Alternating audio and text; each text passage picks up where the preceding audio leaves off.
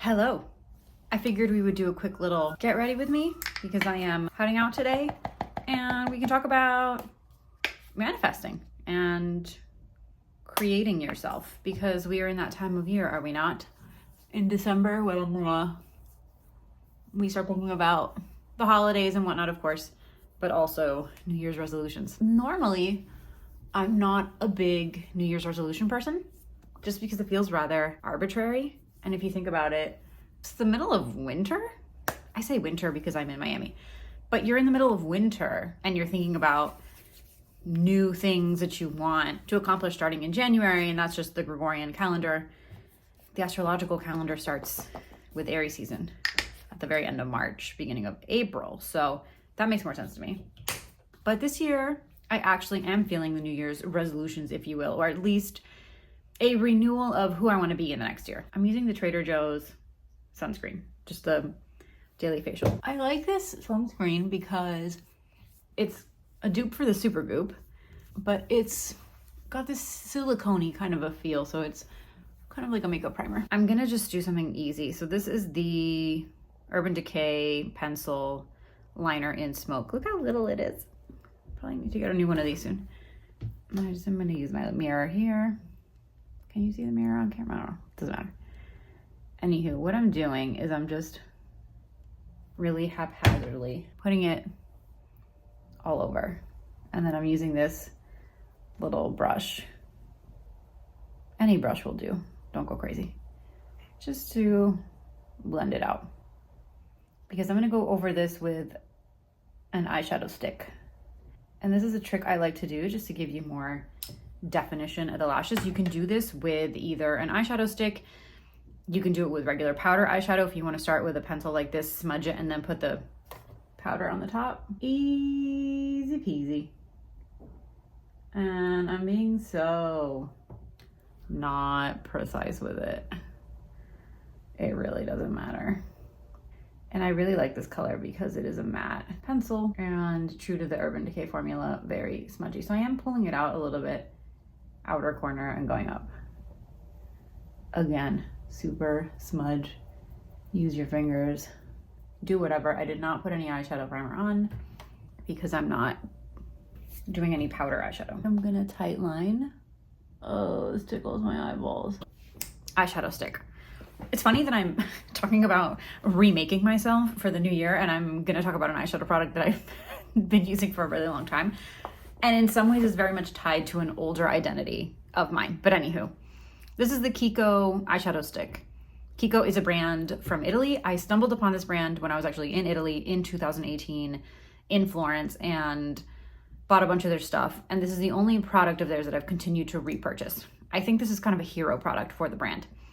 And the one that I'm gonna use is number 15. It's called Golden Taupe. I think they might have reformulated these recently because I could have sworn it's had a different number before. But anyway, I'll do a little swatchy for you. Oh my God, let me pretend I'm legit. Okay, you can see. So it's a taupey gray and then it has these little tiny little shimmer particles.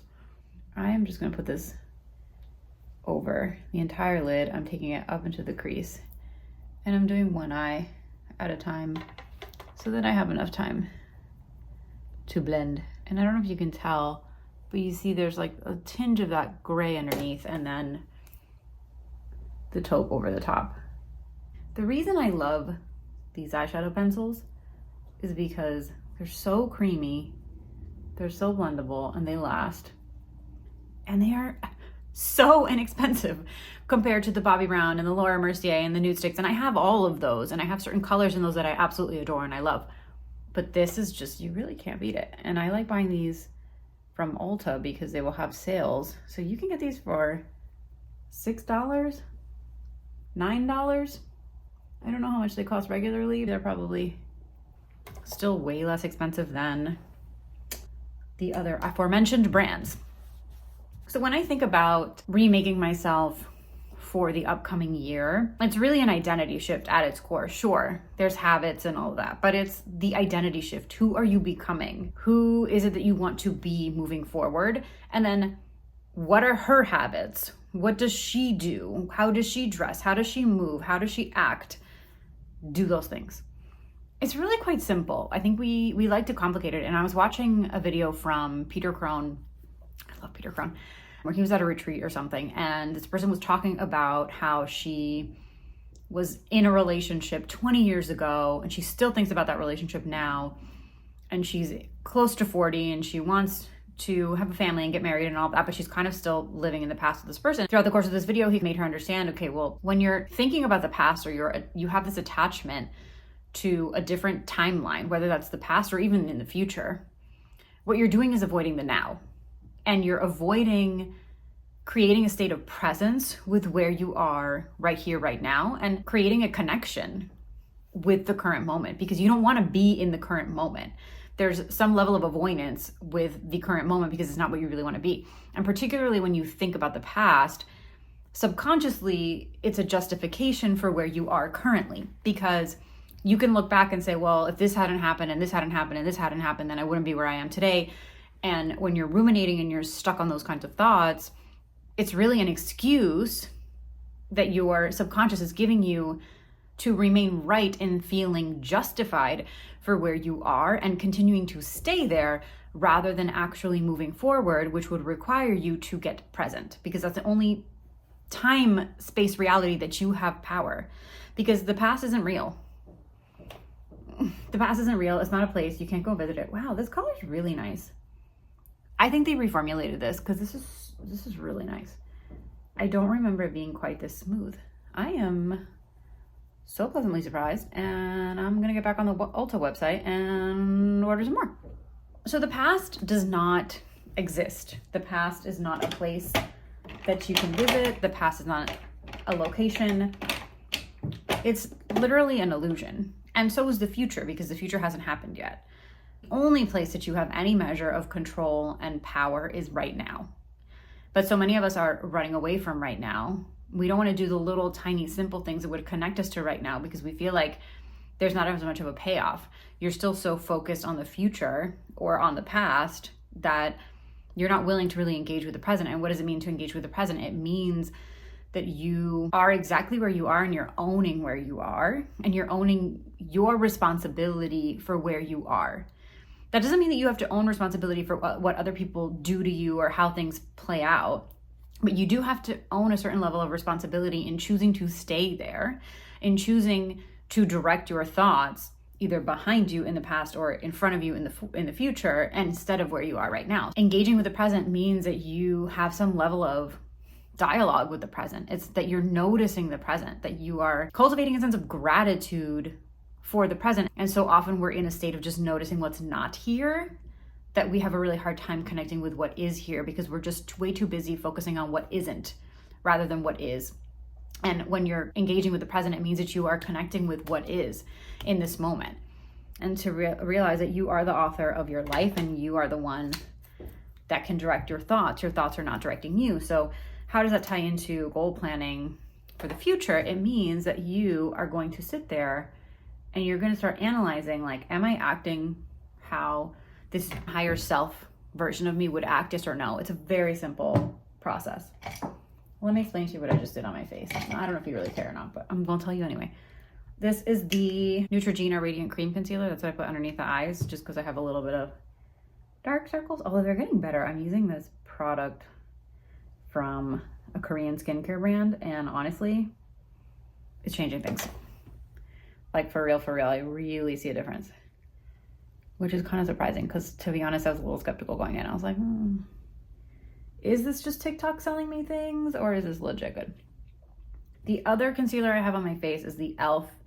Hydrating Camo Concealer, and this is what I use all over the face as my base. I don't use foundation for the most part. I am a concealer girl on a day-to-day. So I have one foundation that I really only use if I'm going to an event, like I have to give a presentation next week at the library. It's about email marketing, so I'm gonna wear that. Or if I am doing a poetry showcase or a reading, it's my show makeup.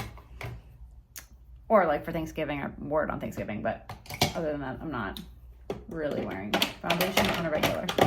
Let's get back to it. To transition into that person that you want to be, it really requires you understanding who is that person and how are they moving through the world. And then is what I'm doing aligning to that or not? And you can simplify this even further by thinking about what the core values, the core state of being, the core vibration or frequency of your higher self. What does that feel like? Is it worthiness? Is it self-confidence? Is it self-love? Is it valuing yourself? And then anytime that you are trying to cultivate a new behavior or practice something and you catch yourself in kind of an old pattern, it's just a question of saying, wait, am I acting like my higher self right now or not? Or to take it a step further, am I acting worthy or not? You benchmark it against whatever that feeling is, that state of being that you identified. I'm using the Charlotte Tilbury airbrush all over my face. I was watching a makeup artist, Nikki LaRose, I love her. And she was saying that this kind of product is actually more of a finishing product, not a setting product, but I don't have time for that right now. For bronzer, I'm gonna do Beach Walk Betty from RMS.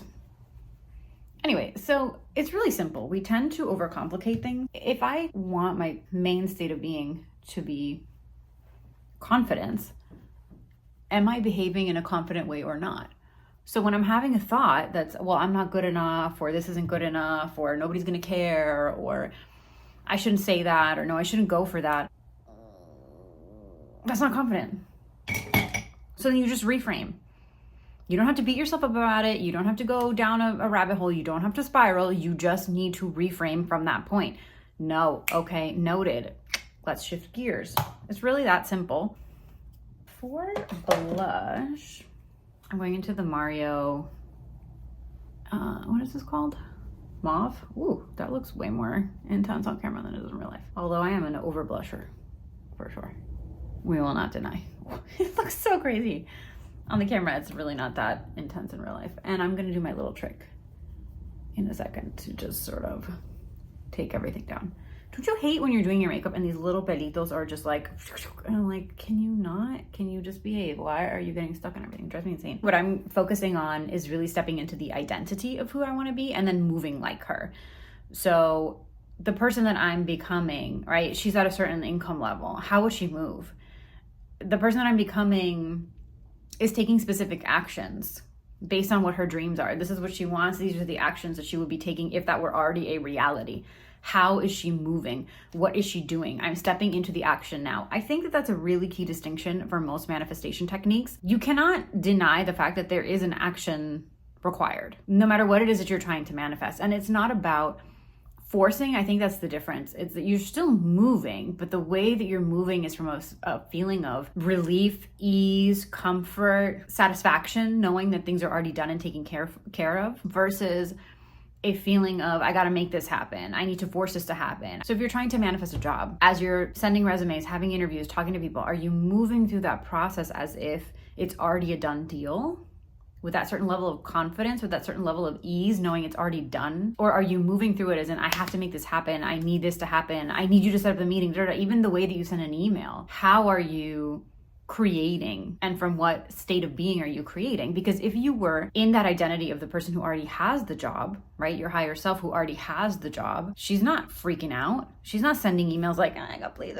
She's not doing that. She's like, oh yeah, cool. She's not moving from that state of being of whatever, but she's still moving, which I think is the distinction. I have been known to sit on the sofa and just think for way too long about situations versus taking action. I really like the imagining part. I really like the visualizing part. It comes very naturally to me and very easily to me. But where I've often fallen short is in the actual taking action and the moving like her. My higher self is exuding that level of confidence. So I need to not only think like her, but then I need to act like her. And that is often the part where I've gotten hung up. Because when I go to take action and I go to actually make things manifest by taking action, that's when the subconscious wants to roar, because you get to a level where you know that you need to move forward, but you're just like, I can't, because now all these thoughts are coming up, or I'm going to overthink every little situation and I'm not going to move forward. And then you don't move forward and then you're kind of back to square one. This is the Magic Eraser. This is the Sonia G Smooth Buffer. And if you really want to make it a magic eraser, so I'm just gently buffing over and it kind of just blends everything in. But if you really want to make this magic eraser, you take an Hourglass finishing powder, and you just sort of go all over the face. It just gives you that airbrush look without being too much. It's really nice. We're gonna wrap up. I'm gonna just do the lower lash line. I'm gonna take the same pencil and with my finger just sort of blend out. So how I would encourage you to go about it is think about like 3 things to really want to change in your life moving forward. And then within those 3 major things, okay, what is that identity? How is she moving? What are the actions that she's taking? And then just do it. Like literally just start taking the action, even if it feels uncomfortable, even if it feels like it's not good enough, it's not whatever enough, doesn't matter, just start moving in that direction. I think what happens for a lot of people is they're like, I'm manifesting, nothing is happening, but you're in a state of waiting. It sounds complicated. It sounds like you have to strike this perfect little balance and the air pressure has to be just right and the temperature and like for something miraculous to happen is alchemical process, but it's not that complicated. It's really a question of not waiting for the thing to show up for you to feel how you want to feel. How would you already feel if you had that life that you're trying to accomplish, that thing that you're trying to manifest? How would you already feel? And then what actions would you be taking? As you're moving forward in the action, just know that your subconscious is going to try to psych you out and is going to try to tell you, no, now you can't do it. No, blah, blah, blah.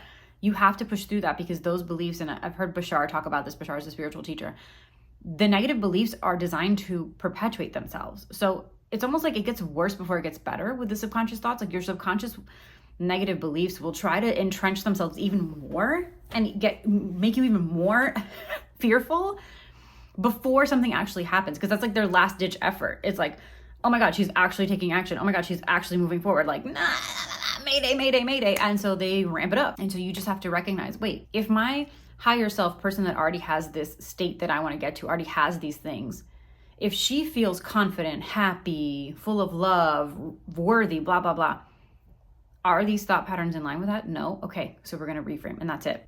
I'm now tightlining the lower lash line. I really love this technique because you can do it with any color, anything at all. The only thing I feel like I'm missing a little bit is just a touch of something in the outer V. So I'm gonna just take this color from the Makeup by Mario, and I'm just gonna, not really deepen, but I'm just gonna extend this out. With my eye shape, I really like kind of doing more outer V. We just need mascara and brows and then lips. Okay, so I did mascara. This is the, what is this called? Essence Lash Princess. This is the brown. And then brows, I just used my Anastasia to do that. Okay, for lips, I'm gonna do Makeup by Mario.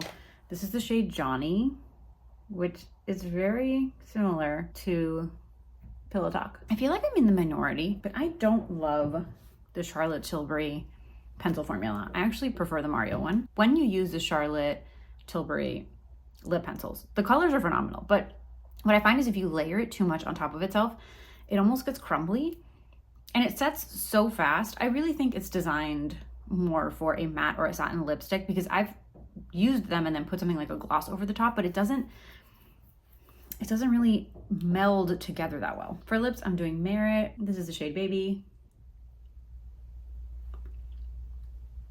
We're just gonna do that because I want to take down the color a little bit. I'll just add a little bit right here. Isn't it crazy how alive you look the second that you put lashes on and lips? It's just like, whoa. I'm not even dressed yet, but right? This is what I'm wearing today. It's just a blue linen top. I'm wearing jeans and then this little scarf that my parents got me in Greece that I really like. The colors of this are just... Let me do a quick rundown of the jewels for you because if you didn't know, I collect antique jewelry and I'm kind of obsessed with it. So let's start over here. This is just a David Yurman band from a few years ago. This little gold number, I'm pretty sure I borrowed from my mom. This is a 1960s malachite. And then this is, I don't know what era I would probably say this is like, I don't know, 90s. But it's a sapphire and diamond little arrow. And my fragrance of the day is Eau Duelle. Look at that. I have very little of this beauty left. I've been using this fragrance since beginning of 2021. That's how long I've had it, and it's taken me this long to really get through it. It's a very nice green vanilla. It has juniper at the top, vanilla, and then cedar in the base. And I tend to prefer the EDT concentration from Diptyque, which is this one with the white label on it, versus the EDP, because I find them just to be a little bit more versatile. It's lovely on its own, but it's also really good to layer with. If you wanted to use a citrus, a floral, rose goes really well with this. It's just beautiful. One for the road. Not that much is coming out because we're on the last leg. That's it for this video. I am gonna go to a cafe because it is lovely outside. I hope you have a lovely day, and I will see you in the next one.